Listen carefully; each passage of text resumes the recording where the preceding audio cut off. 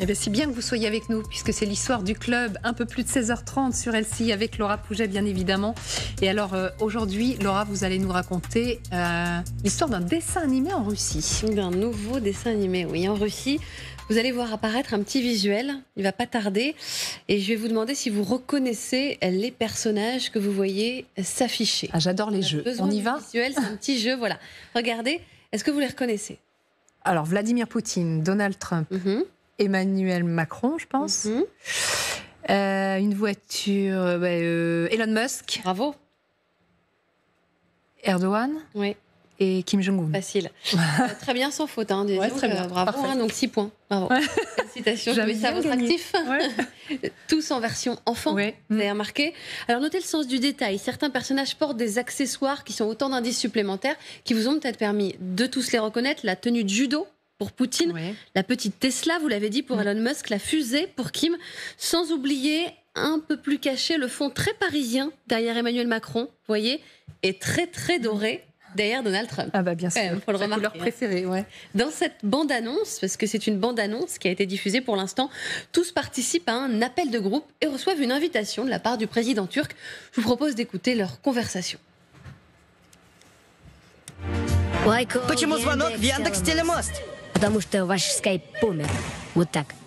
Arkadaşlar, Ребята, я приглашаю всех отдохнуть в Стамбуле 15 мая. dinlenmeye davet ediyorum. Я возьму свою электрическую машинку. Классно, я тоже приеду. 우리는 너를 데려가지 Мы тебя не возьмем, ты все время с бабушкой. 할머니와 함께 있잖아. Эммануэль, выключай.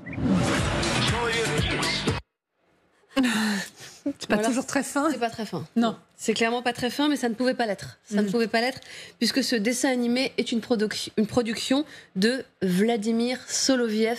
Vous le connaissez, Magali, le propagandiste le plus célèbre de Moscou, sans doute le plus agressif aussi.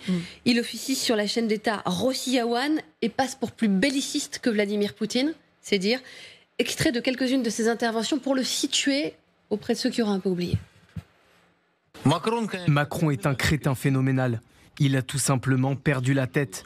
Il a évoqué l'envoi de troupes européennes en Ukraine. Choisissez. Quelle ville française êtes-vous prêt à épargner? Quelle ville voulez-vous brûler en premier? Quelle ville française voulez-vous enflammer en premier? La France sera détruite. Laissez-moi vous dire. Je n'ai rien à discuter avec ces salauds d'Européens. Vous voulez un cessez-le-feu? Moi, je veux votre mort. Ces bâtards d'Européens menacent Moscou, Saint-Pétersbourg, Belgorod et Koursk. Ils menacent de détruire le pont de Crimée. Ils réaliseront qu'il ne leur reste plus rien. Le Tower Bridge sera détruit lui aussi. Nous le reconstruirons ailleurs. À Disneyland peut-être. Oui, c'est lui. Très élégant, oui. C'est lui. Son émission est l'une des plus regardées de la télévision russe. Programmée à 22h, elle s'appelle Soirée avec Soloviev. Il a choisi de creuser le filon, puisque son dessin animé est présenté sous le nom de Soloviev Kids. Et sous la bouffonnerie, il porte une ambition bien plus profonde. Soloviev Kids, écrit-il, dans la présentation qu'il en a fait sur Telegram, c'est l'occasion d'inculquer le patriotisme dès le plus jeune âge et de développer la pensée analytique avant même la première année d'école. Ou encore, l'émission n'est pas seulement un programme, c'est une masterclass sur l'agenda actuel dans un format compréhensible pour les enfants. Vladimir Soloviev se propose également de donner aux plus jeunes, je cite, le moyen de discuter géopolitique aussi aisément que des conflits autour du bac à sable. Ouais, c'est extrêmement intéressant. Donc, c'est bien un dessin animé à destination du plus jeune public. Tout à fait. C'est pas la première fois que vous nous en parlez de ce genre de dessin animé. D'un dessin animé à destination du public, mais avec des visées un peu propagandistes. Exactement, vous avez raison, c'était au mois de mars dernier. Je vous parlais, regardez, vous vous souvenez de Baby Tank. Baby Tank, dessin animé présenté lors d'un festival en Russie et dont le personnage était un bébé tank qui a grandi pendant la Seconde Guerre mondiale, qui fut longtemps respecté, mais qui termine sa vie rejeté dans le monde post-soviétique d'aujourd'hui. Les deux histoires sont différentes, mais si on compare les deux visuels, je vous les ai mis en rapprochement, vous allez voir, on retrouve exactement le même arrondi des dessins d'enfants. C'est vrai. Je vous avais dit à l'époque, quand vous m'aviez montré Baby Tank, je dis « Oh, il est tout mignon ». Et vous m'avez dit « Ah oui, vraiment, il est tout mignon parce que le message n'est pas très, très mignon ». Je m'en souviens très bien. Pas du tout même. Ouais. Mais il y a ce dessin arrondi, cette forme de douceur qui vient adoucir d'ailleurs la dureté des images. C'est quand même un tank d'un côté, les dirigeants mondiaux de l'autre, Le principe est finalement identique, même si les deux histoires sont différentes. Vladimir Soloviev, dans ses mots, appelle cela faire commencer la conscience politique dès l'enfance.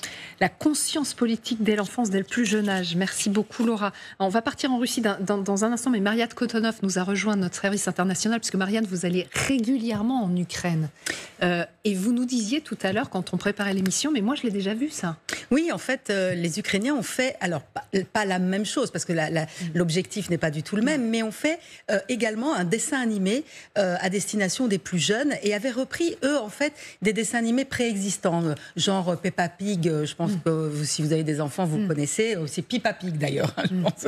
Et en fait, on était avec les acteurs qui doublaient donc ces personnages dans la...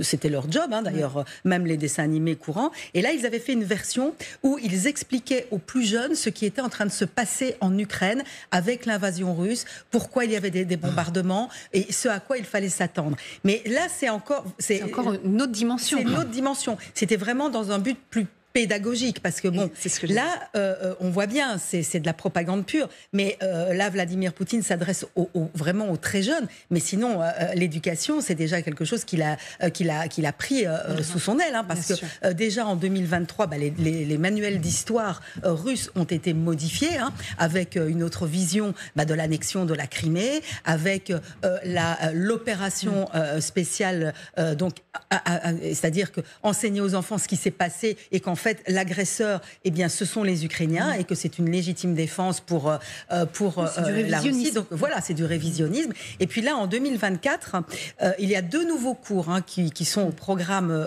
pour les jeunes collégiens.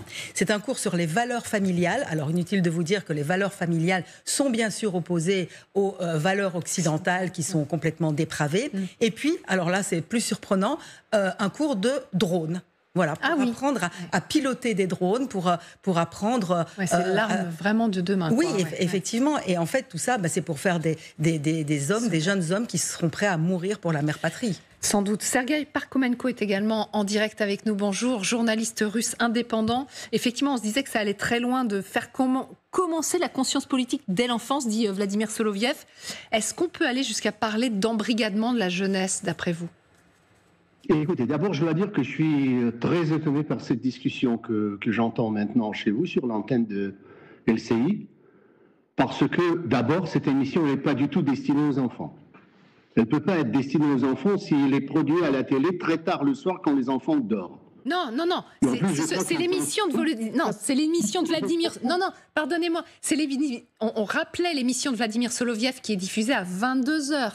Ça, c'est un autre projet que Vladimir Soloviev a présenté sur sa chaîne Telegram, et il parle des plus jeunes. Il dit qu'il faut que ça soit compréhensible pour les enfants, par exemple. Oui. Si vous avez des enfants, vous pouvez imaginer un enfant qui va regarder ça.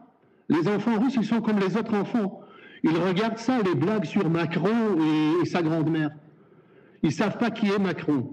C'est pas destiné aux enfants, pas du tout. C'est une forme d'une drôle d'humour, de show destiné aux adultes, sans doute sous forme de dessins animés pour enfants. C'est pas du tout destiné aux enfants. Les enfants vont pas regarder ça. Les enfants en Russie regardent la même chose que les enfants à travers le monde entier. Ils ne regardent pas les histoires de Erdogan et de Xi Jinping. Alors, c'est intéressant ce que vous dites. Alors, malheureusement, on a un problème de son. On ne vous entend pas bien, Sergueï Parkhomenko. Est-ce qu'on peut essayer de régler peut-être le son pour mieux vous entendre? Mais effectivement, quand on regarde David Rigoleros, ce que dit Vladimir Soloviev sur son compte Telegram, parce que nous, ça nous interpelle. Effectivement, que des dirigeants occidentaux parlent des pourparlers de paix qui vont commencer à Istanbul, on se dit qu'effectivement, c'est pour un public adulte. Mais lui, il explique son but, effectivement, avec ses dessins tout mignons, c'est d'éveiller les consciences dès le plus jeune âge. Oui, mais alors effectivement, il y a un hiatus par rapport aussi au public cible, éventuellement. Parce que les références aux personnages, les enfants ne sont pas familiarisés, mais à la limite, ça peut être justement dans la perspective d'une familiarisation avec des personnages, des hommes réels qui ne connaissent pas. Donc avec des attributs qui sont aisément identifiables, et avec, dans le cas Macron, c'est une dévaluation de sa posture présidentielle, dans le cas on voit bien une survalorisation de Vladimir Poutine que vraisemblablement les gens reconnaîtront quand même, en plus parce que il est omniprésent. Donc il y a certainement de la part de Soloviev potentiellement un discours à double détente. Effectivement, à la fois potentiellement pour un public jeune à familiariser, qu'on cherche à familiariser avec certaines, non pas des enjeux stratégiques parce que c'est pas leur âge, mais en tout cas avec des personnages qu'on va éventuellement désigner de manière plus. Mais est-ce que de manière plus globale, est-ce que vous seriez d'accord, parce que Marianne le rappelait, Vladimir Poutine, il a mis la main sur l'éducation dès son arrivée au pouvoir en 2000. Il a revu régulièrement les programmes historiques. Est-ce qu'on peut parler d'embrigadement aujourd'hui en Russie ou c'est un peu trop fort ? Au niveau de la société russe, oui. Mais en gros, de toute façon, il y a un tropisme russe qui est soviétique. Qui remonte à l'époque soviétique. À l'époque, il y avait ce qu'on appelle les komsomols. Oui. Alors, c'était pas les tout petits, c'était 15 jusqu'à 28 ans. Mais il y avait des logiques, selon les âges, des logiques effectivement de formatage des esprits. Aujourd'hui, les vecteurs sont pas les mêmes, mais l'idée demeure similaire, c'est-à-dire effectivement préparer les esprits à un certain nombre de choses pour le futur. Exactement. Merci beaucoup en tout cas.